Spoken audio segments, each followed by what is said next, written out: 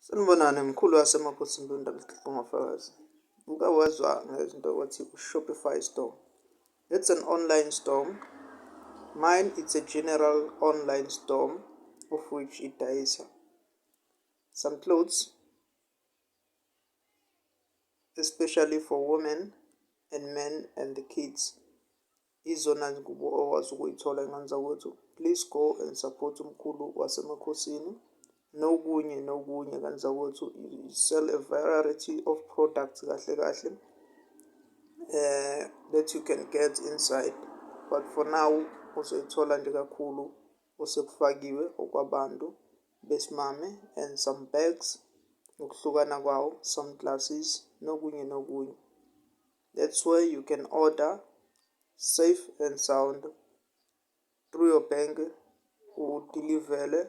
We've got some companies that have made deal now azokwazi ukuthi nje akudilivele straight to your doorstep. You don't need ukuthi nokwakho nje ukuthi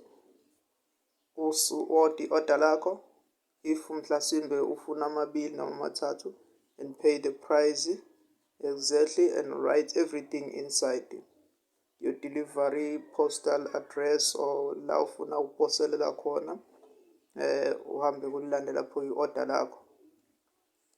Pay everything, but it's either by bank card or by PayPal.